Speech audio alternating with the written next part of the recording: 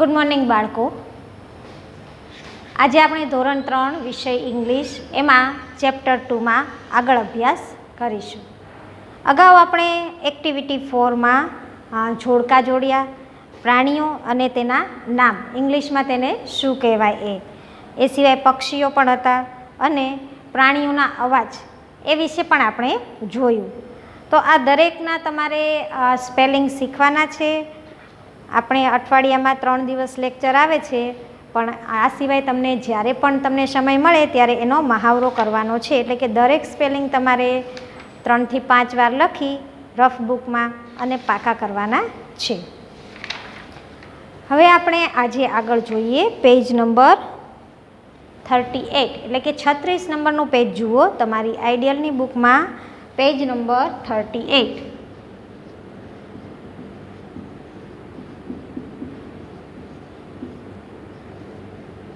Page 38, 38 નંબરનું page ખોલો.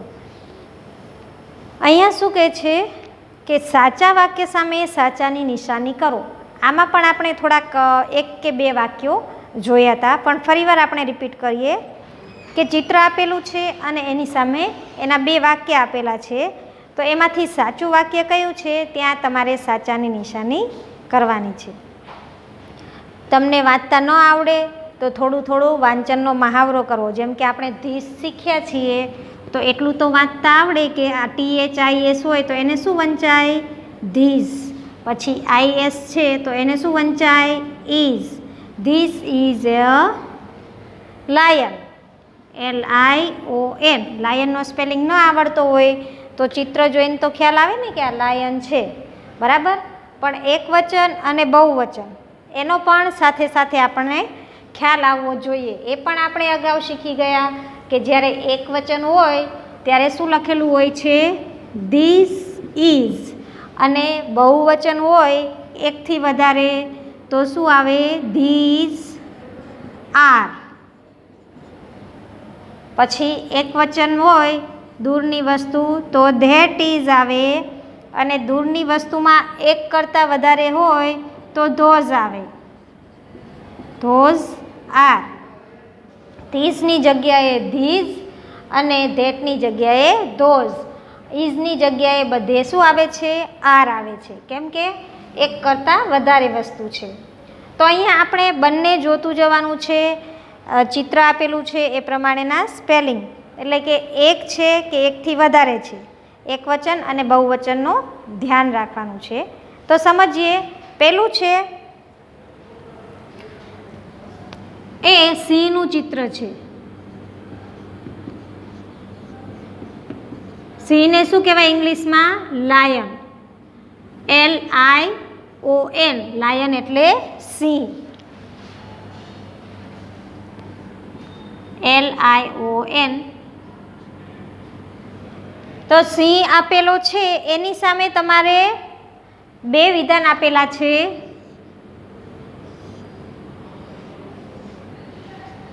એમાં પહેલું વિધાન છે ધીસ ઇઝ એ લાયન. પહેલા બોક્સમાં શું આપેલું છે? This is A lion. અને એની નીચે બીજું બોક્સ આપેલું છે ધીઝ આર લાયન્સ.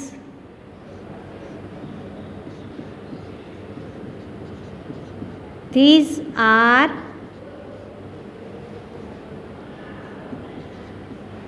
લાયન્સ. તો આ 2માંથી સાચું કયું આવે? ધીસ ઇઝ એ લાયન અને ધીઝ આર લાયન્સ. તો અત્યારે અમે તમને અત્યારે શીખવું કે એક વસ્તુ હોય ત્યારે ધીસ આવે છે અને એકથી વધારે વસ્તુ હોય તો ધીઝ આવે છે. તો અહીંયા સિંહ એક જ છે. ચિત્રમાં તમને એક સિંહ દેખાય છે ને, માટે પહેલું વિધાન આવશે ધીસ ઇઝ એ લાયન. એની બાજુમાં એને લગતું બીજું વિધાન આપેલું છે. સેન્ટેન્સ કહેવાય ઇંગ્લિશમાં. વાક્યને શું કહેવાય? સેન્ટેન્સ. પેલું શું છે? It is a big animals. It is a big animal. અને બીજું વિધાન છે it is A small animal.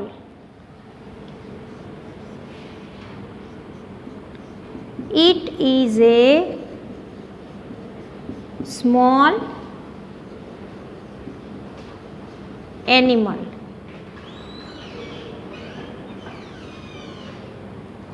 તો આ વિધાન વાંચતા તમને ખબર પડે it is a big. Big એટલે કેવું? મોટું. અને it is A small. Small એટલે નાનું. It is a big animal. Animal એટલે પ્રાણી, તે મોટું પ્રાણી છે.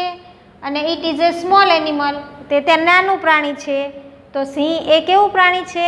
મોટું. માટે અહીંયા પહેલું વિધાન છે it is a big animals, a આવશે. It is a big animals.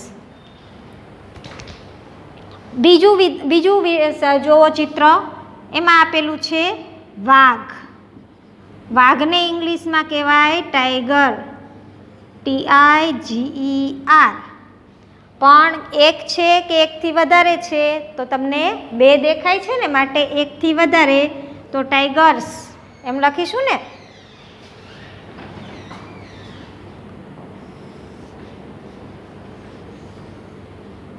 હવે એની સામેના સેન્ટેન્સ જુઓ. પેલું છે that is A tiger.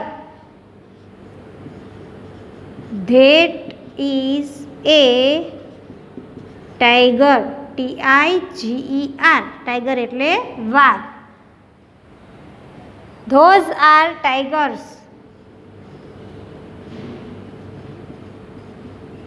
Those are tigers. તો આ બેમાંથી કયું સેન્ટેન્સ આવશે? ધેટ ઇઝ એ ટાઈગર એ આવે કે ધોઝ આર ટાઈગર્સ? તો વાઘ છે એ એક કરતાં વધારે એટલે કે બે છે. તો એક કરતાં વધારે હોય ત્યારે બહુવચન આવે તો અહીંયા ધેટ નહીં પણ ધોઝ આવશે. Those are tigers. એની સામેનું બીજું વાક્ય છે it has 4 legs.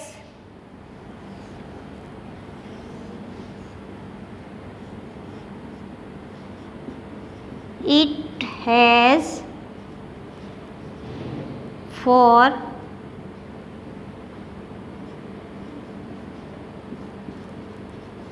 legs. It has 4 legs. અને બીજું છે it has 2 legs.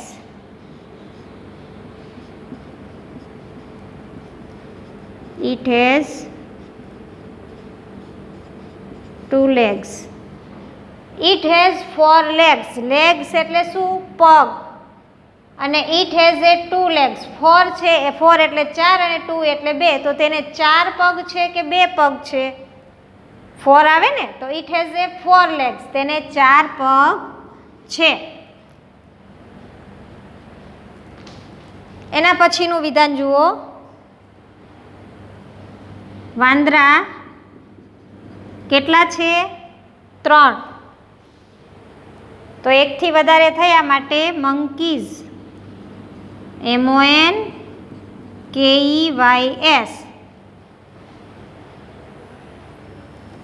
એક હોય તો મંકી કહેવાય અને એકથી વધારે હોય તો શું કહેવાય? મંકીઝ. પહેલું સેન્ટેન્સ શું છે?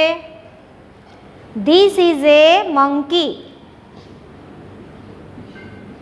હવે સમજાઈ ગયું હશે કે એક નથી, એકથી વધારે છે, માટે ધીસ આવે નહીં. તો પહેલું સેન્ટેન્સ નહીં આવે. અને બીજું સેન્ટેન્સ શું છે? ધીસનું બહુવચન શું થાય છે? ધીઝ. ઇઝની જગ્યાએ શું આવે બહુવચનમાં? Are. These R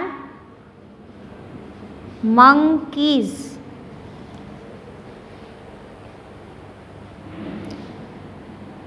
KEYS. These are monkeys. માટે બીજું સેન્ટેન્સ આવશે. કેમ કે વાંદરા છે એ એકથી વધારે, 3 વાંદરા છે, માટે બહુવચનવાળું વાક્ય લખવાનું છે. This are monkeys. એની સામેના બીજા 2 સેન્ટેન્સ કયા છે જોઈએ.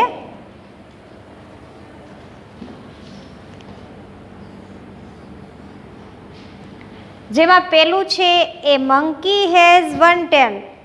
ટેલ એટલે વાંદરાની પૂંછડી, બરાબર. એ monkey has one tail. એટલે કે વાંદરાને એક પૂંછડી છે. અને બીજું સેન્ટેન્સ છે એ monkey has two tails.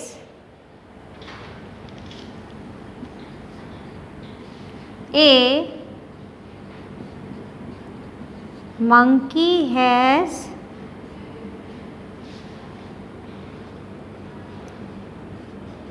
two tails. તો તેને એક કરતાં વધારે પૂંછડી છે કે એક જ છે? એક જ છે ને, માટે અહીંયા કયું સેન્ટેન્સ આવશે? પહેલું, એ monkey has a one tail.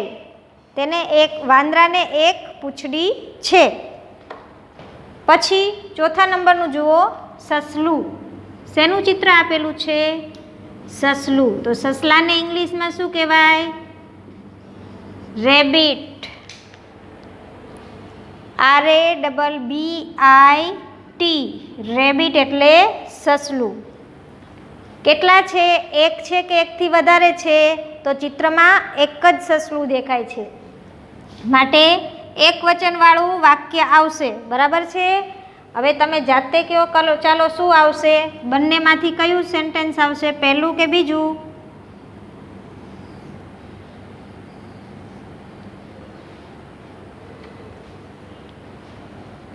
હું અહીંયા લખું ત્યાં સુધી તમે કોમેન્ટમાં બોલો તો કયું સેન્ટેન્સ આવે?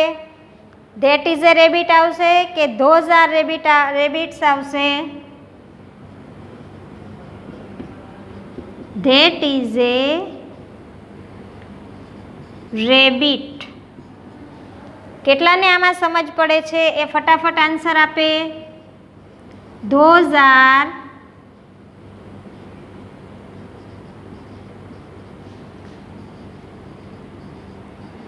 રેબિટ્સ. ચલો, સસલું એક છે માટે એક વચનવાળું વાક્ય લખવાનું છે. That is a rabbit. માટે અહીંયા પહેલા વિધાન ઉપર આપણે ટીક કરીશું. પછી જુઓ, એની સામેના બે સેન્ટેન્સ જોઈએ. It is A white, it is A red. It is a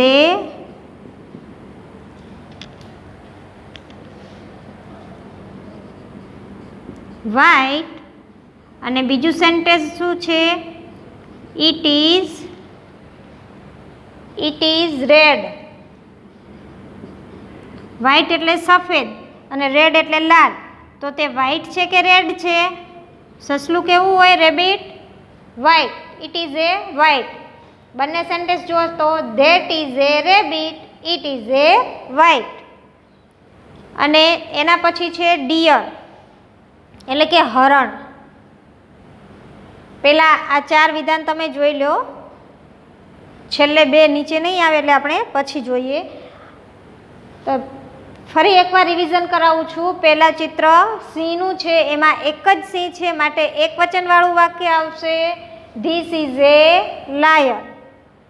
અને અહીંયા પણ એની સાથે કયું વિધાન આવે? તો it has a big animal. આ સિંહ છે અને તે મોટું પ્રાણી છે. બીજું વિધાન છે એમાં બે વાઘ દેખાય છે માટે બહુવચનનું વાક્ય આવે. તો ધોઝ આર ટાઈગર્સ. અને અહીંયા શું કીધું છે? It has a 4 legs, it has a 2 legs. તેને 4 પગ છે, તેને 2 પગ છે. તો કયું વિધાન આવે? It has a 4 legs. તેને 4 પગ છે.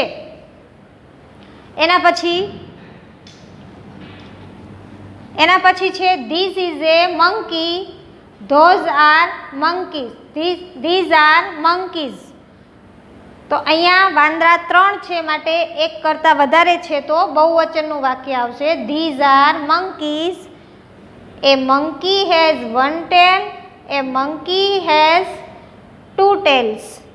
તો વાંદરાને કેટલી ટેલ એટલે કે પૂંછડી કેટલી છે? 1, બરાબર. તો મંકી હેઝ એ 1 ટેલ. પછી જુઓ સસલું, એને શું કહેવાય? રેબિટ. તો that is a rabbit. Those are rabbits. કયું સેન્ટેન્સ આવે? એક જ છે માટે પહેલું આવશે, that is a rabbit. It is white, it is red. White એટલે સફેદ અને રેડ એટલે લાલ.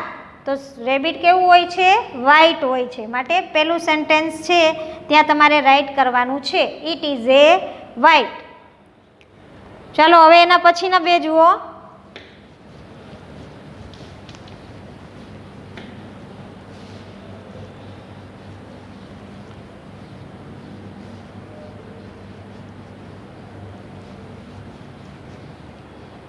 એમાં છે ડિયર, એટલે કે આપણે ગુજરાતીમાં શું કહીએ છીએ? હરણ. અને ઇંગ્લિશમાં શું કહેવાય? DEER, deer.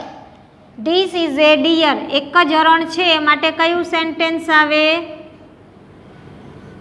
This is a deer. This is a deer. અને એની નીચે બહુવચનનું વાક્ય હોય, જો ઝાઝા એકથી વધારે હરણ હોય તો ધીસ આર આવે. These are deer. આમાં એસ લાગતો નથી. ડિયરનું બહુવચન તમે કરો તો એનો એ જ રહે છે, એમાં એસ લાગે નહીં. તો અહીંયા એક જ હરણ છે માટે પહેલું સેન્ટેન્સ આવશે ધીસ ઇઝ એ ડિયર. એની સામેનું જોવો, ઇટ હેઝ 2 હોર્ન્સ એટલે કે શિંગડાઓ.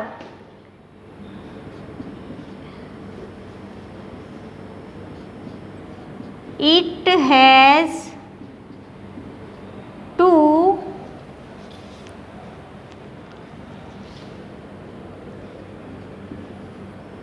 horns.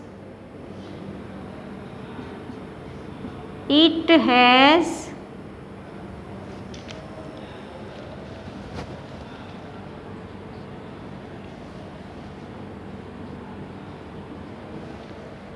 It has 1 horns.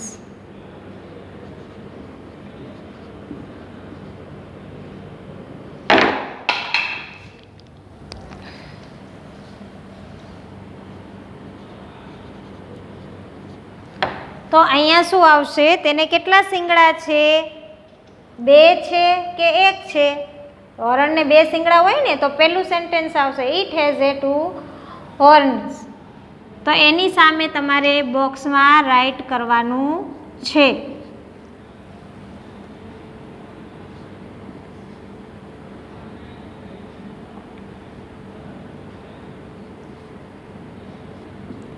પછી છેલ્લું છે, એમાં તમને 3 બતક દેખાય છે.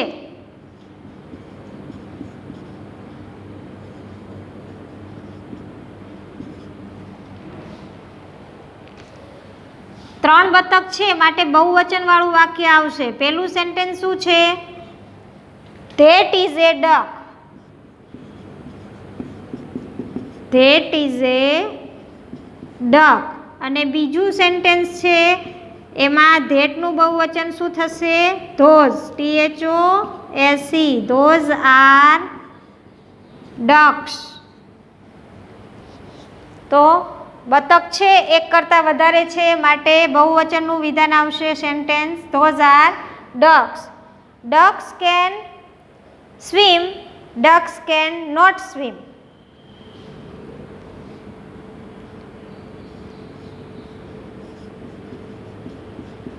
Ducks can swim.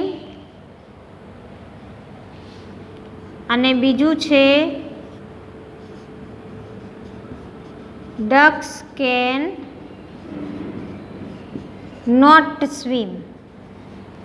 સ્વિમ એટલે તરવું. સ્વિમ એટલે શું થાય? તરવું. બરાબર છે? તો ડક્સ કેન સ્વિમ. બતક તરી શકે છે. કેન એટલે તરી શકવું. બતક તરી શકે છે કે બતક નથી તરી શકતું? તો એ તરી શકે છે, માટે પેલું સેન્ટેન્સ આવશે ડક કેન સ્વિમ. તો અહીંયા આપણો ક્વેશ્ચન 20 એ પૂર્ણ થાય છે પેજ નંબર 38 ઉપર. એમાં તમારે એક વસ્તુ, વ્યક્તિ અથવા પ્રાણી હોય તો એક વચનવાળું વાક્ય લખવાનું, ધીસ ધેટ વાળું, અને એકથી વધારે હોય તો બહુવચનનું વાક્ય ધીસ ધોઝ વાળું. બરાબર.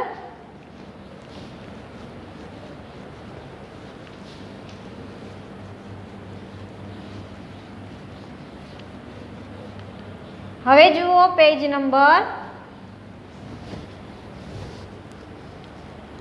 39, ક્વેશ્ચન 21. ચિત્ર જોઈ યોગ્ય વિકલ્પ પસંદ કરી ચિત્ર જોઈ યોગ્ય વિકલ્પ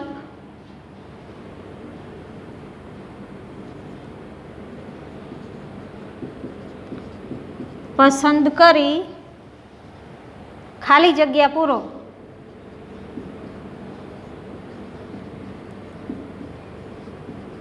ખાલી જગ્યા પૂરો. એમાં આપણે સૌપ્રથમ ચિત્ર જોઈએ. તો ચિત્રમાં તમે જુઓ ડ્રોઈંગ રૂમનું ચિત્ર છે, જેમાં તમને શું દેખાય છે? તો પિતાજી છે એટલે કે પપ્પા એ સોફા પર બેઠા છે, એમના હાથમાં છાપું છે, બે બાળકો રમી રહ્યા છે, સરસ મજાનો કુંજો દેખાય છે, દિવાલ ઉપર સરસ મજાનું ચિત્ર દેખાય છે તમને, અને આગળ ટીપોઈ છે, ટીપોઈ ઉપર કપ રકાબી છે, દરવાજા ઉપર પડદા લગાવેલા છે. તો આવું સરસ મજાનું ચિત્ર છે. હવે આ ચિત્રને આધારે આપણે કેટલાક ખાલી જગ્યા આપેલી છે એ પૂરવાની છે. જુઓ, પેલું છે this is A drawing room of our house. પેલું સેન્ટેન્સ શું છે? This is A drawing room.